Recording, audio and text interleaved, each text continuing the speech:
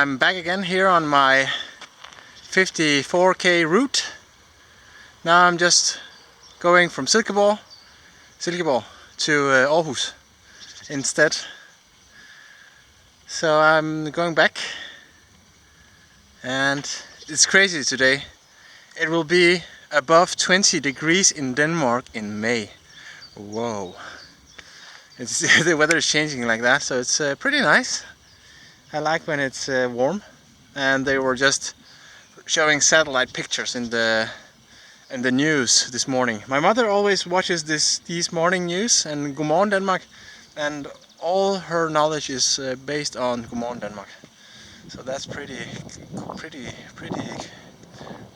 interesting.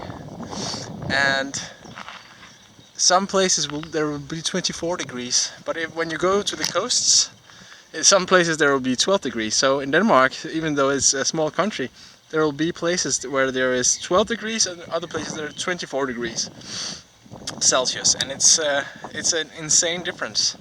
So even you can afford just to take your bike and go at the direction where it's warm if you want to have a warm day today.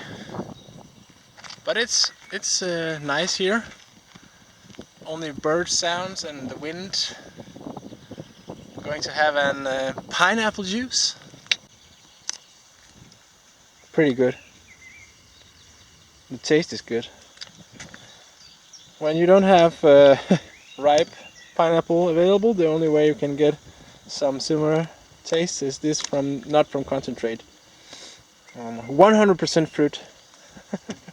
The roads are really good.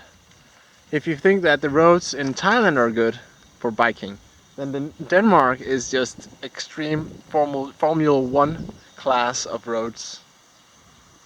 Most cyclists in Denmark are very friendly also. I just waved to one of them and they always like slow down and ask if you're okay, and that's pretty rare normally in Denmark.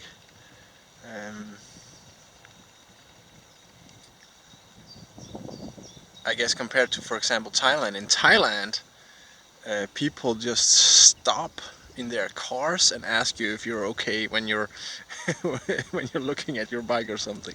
Or it's just because that I might look very sick or something, that people are stopping or asking if you're okay. The thing is that I have pollen allergy.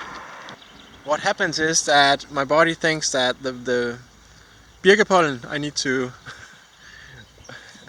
learn how to say that in English, but it's really high. It's like above 500 here in Jutland today, and around 300 in the Copenhagen area east. But when it's this high, then my eyes begin to like itch. They are becoming itchy, and my nose is like running, or what do you call it? And you're like, because you have like snot or mucus or whatever you call it, it will also irritate your throat, and I begin to cough a little bit, and I probably have red eyes or whatever. But anyway, when you have high vitamin D levels and you're eating plant-based foods, you can cope with the allergy much better.